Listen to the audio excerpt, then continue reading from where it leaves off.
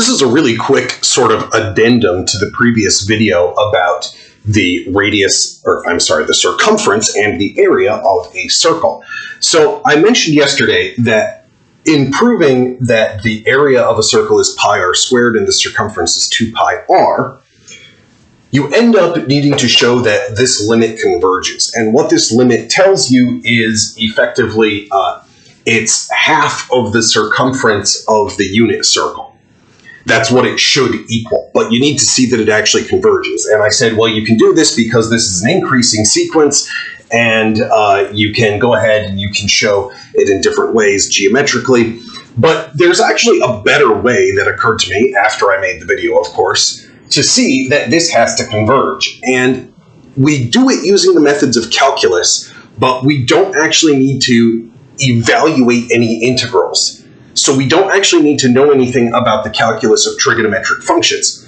See, the thing that we're going to end up integrating would be best done using trig substitution methods. However, all we actually need to do is to prove that it's an integrable function. In other words, that the integral is well defined. And that will suffice. And then what we can do is we can say, well, it turns out that this thing is actually a Riemann sum for that integral, and we're taking the limit of it, so therefore the limit exists and it's equal to that integral. Now, again, we don't necessarily know what that integral is going to be. We're just going to define this as pi and say whatever it comes out to be, we're just going to use the symbol pi to represent that number. But we will be able to prove that it is in fact integrable. So how do we do that? Well, basically, we just need to show that the length of this curve, the curve being the curve defining the boundary of a unit circle, has a well-defined arc length. So in order to do that, I'm going to put the unit circle into the Cartesian plane here. So give me a moment as I make a quick sketch of the plane, and then of course we have our unit circle. Now, in order to make things easy, I'm going to observe that if I inscribe a square here,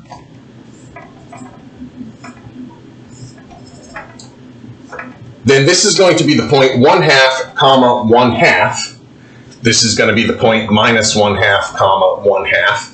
And I'm not going to worry about the lower half of the plane because we're not going to pay any attention to it. This actually divides the circle into exactly 1/4 of the circle. So this segment here that I just marked off, that is 1/4 of the circle. So if I can prove that this has a well-defined arc length, then the rest of the circle has a well-defined arc length as well by symmetry arguments. And it's actually really simple to see that this must have, well, okay, I say really simple. Something you should know about mathematicians. When we say something is simple, what we mean is that we know immediately the method that you should use to do it. It does not mean that the method is simple, and it doesn't mean it's easy. So we use easy to mean something that is actually not necessarily easy at all in any way. We just mean there's no real mystery about what to do.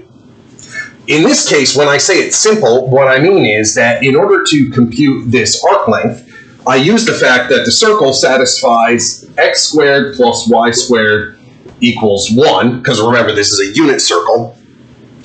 And if I'm just thinking about the upper half of the boundary of the circle, then I can solve this to be y equals the square root of 1 minus x squared. And because we're working with the upper half, I can take the positive square root there. And then what I can do is I can say that this length here, again, the part that I've marked off, let's call this length L. Then L should be equal to the integral from minus 1/2 to positive 1/2. And at this point, we are going to use the famous formula for finding arc lengths, which is that it should be the square root of 1 plus y prime squared dx. Now, you can compute the derivative y prime here pretty straightforwardly, right? Because we know that y is actually equal to 1 minus x squared to the 1/2. So if I take the derivative here, I would get y prime is equal to 1/2 times 1 minus x squared to the minus 1/2 times 2x. And we can simplify this and stuff, but the main point is that this is a nice smooth function on this interval. It is a rational function, but the issues where the denominator goes to 0 are not going to happen on this interval. So y prime here is smooth and everything, and what we end up with then is this length is the integral of a smooth function on a compact interval. Well, we know that actually the integral of any continuous function on a compact interval is well defined. So that means that this exists even though we don't necessarily know what it is.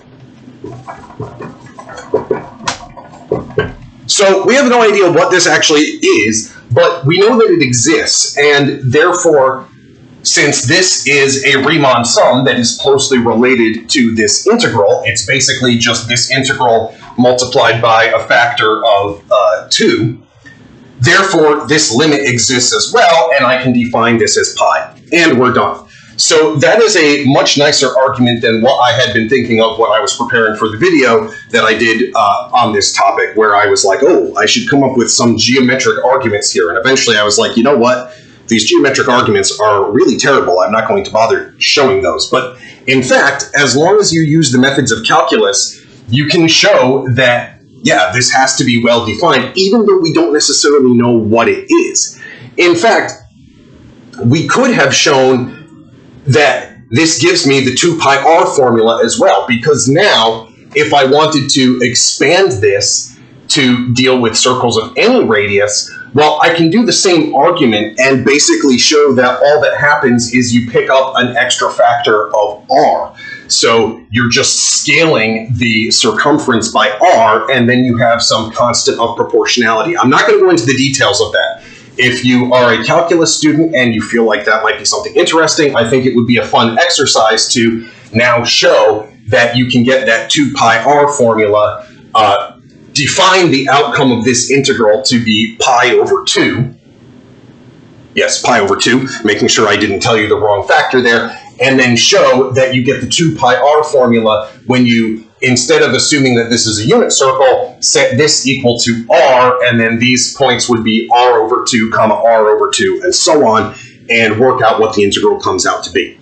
Anyway, yeah, so we can prove that this is well defined, even though we don't know what it is. And then we can use this to, like we did yesterday, define the circumference of a circle, the area of a circle, and once you have that, you can define arc lengths on a circle, radians for angles, you can define trig functions and do calculus with trig functions.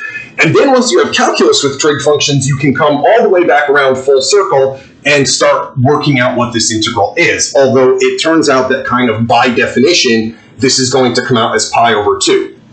I mean, I should mention also that this formula is just the general formula for arc lengths. I'm assuming here that we're plugging in the y prime that we got for this particular arc that we're working with. Anyway, hopefully that is interesting and clears up how it is that we know that the arc length of a piece of a circle is actually well defined.